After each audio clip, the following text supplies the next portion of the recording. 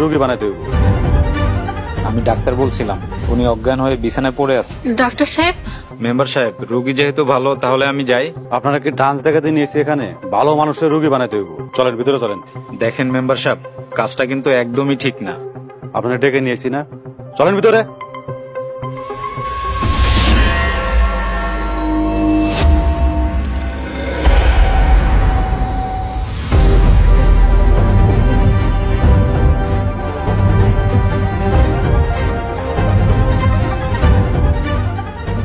Ring হইতেছে, receive করলে কথা কইবেন।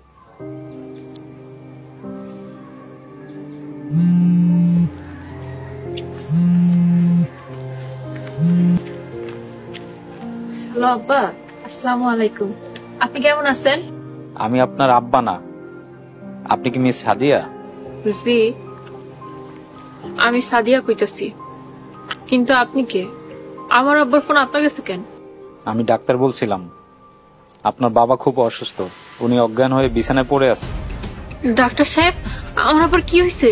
সম্ভবত স্ট্রোক করছে। আপনাকে এখনই হসপিটালে নেওয়া দরকার। হায় আল্লাহ, আপনি কি কইতাছেন? এখন আব্বার কি অবস্থা? আপনার খবর দিছে কে? লোকমান খবর দিছে। লোকমান কই? লোকমানের একটু দেন। লোকমান তো বাজারে গেছে গাড়ি আনতে। সাদিয়া, আপনার থাকাটা খুব দরকার। আপনি যত দ্রুত পারেন চলে আসেন, না হয় আপনার বাবাকে বাঁচানো যাবে না। ডাক্তার সাহেব, আমি অনেক বড় বিপদের মাঝে আছি। আপনি একটু কষ্ট করে আব্বার হসপিটালে নিয়ে যান। সরি, আমি রিস্ক নিতে পারবো না। আগেও এরকম একটা ঘটনায় 2 মাস জেল খেটেছি। আপনি আসবেন কিনা বলেন। আপনি না আসলে আমাকে চলে যেতে হবে। ওনার শ্বাস প্রশ্বাস এখনো চলছে। আমি কি করব আপনি আমাকে জানাবেন। আমি কি চলে যাব? আপনি ওইখানেই থাকেন, আমি এখনই আসতেছি।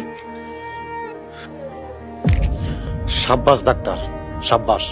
আপনি বৈঠকখানায় বসেন, আমি সাদিতে কইতেছি। ডাক্তার সাহেব, আমার আব্বার এখন কি অবস্থা? আব্বা কই? লোকমান কই? সরি, আমাকে মাফ করবেন। মানে?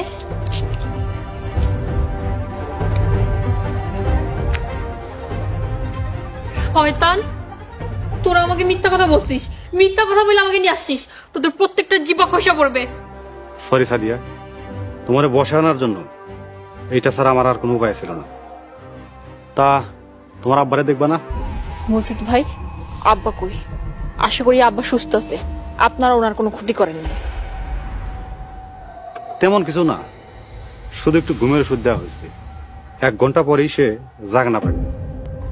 তা আমারে সেরা কই গেছিলা পাখি? আমি আব্বারে দেখতে চাই। বিয়ার আগে পিতার কন্যার কোনো দেখা হইব না। আর বলতে পারো এটা সামান্য একটু শাস্তি। মসজিদ ভাই, আমি আপনার 2টা পায়ে পড়ি। আপনি আমার একটা বার আব্বারে দেখার সুযোগ দেন। শুধু এক নজর দেখবা, কোনো চালাকি করবা না। আচ্ছা। তোমার মোবাইল আমারে দাও। তোমার বাপের সাথে দেখা করতে চাইলে মোবাইল আমারে দিতে হইব। দাও।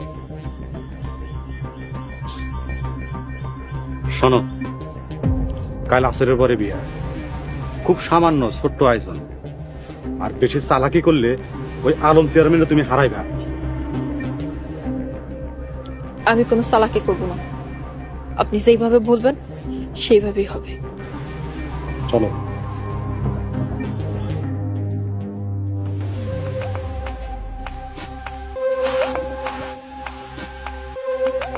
ওই, বাড়ির চারপাশে পাহারা বসা। একটা মাছিও যেন বাড়ি থেকে বাইরে হতে না পারে। ঠিক আছে।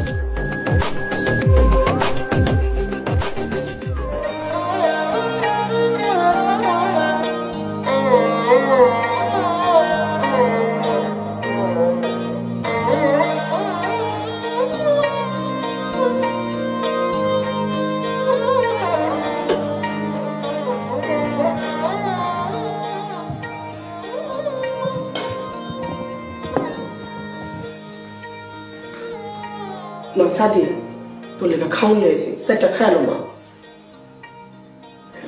সাদিয়া, তুই আমাকে শুধু শুধু ভুল বুঝতে আসছিস।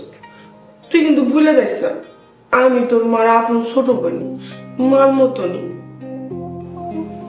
শুধু শুধু কেন খালা? তুমি আর খালু মসজিদের সাথে হাত মিলাও নাই, ষড়যন্ত্র করে আমার আব্বারে মারতে চাও নাই, আবার ওই মসজিদের সাথে হাত মিলে আবার জোর করে বিয়ে দিতে চাইতেছো। ক এইসব কথা কি মিথ্যা? না রে মা, সব কথা সত্যি, কিন্তু এইসব কাজ আমরা কেন করছি জানোস? এটা তো জানোস না। জানি, সুন্দর কইরা বানায় বানায় অনেক মিথ্যা কারণ বানাইছো, তাও কও শুনি।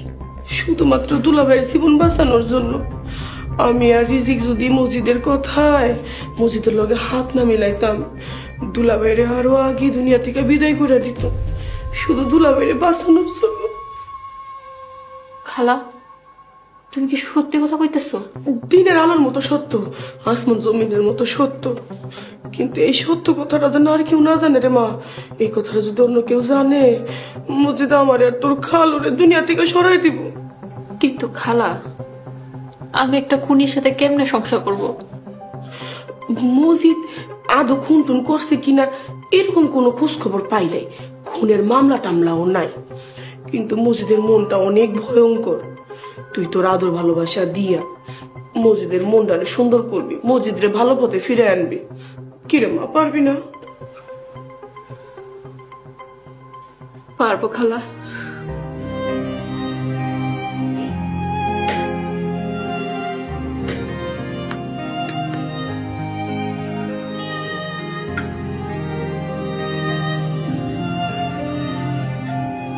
ধন্যবাদ।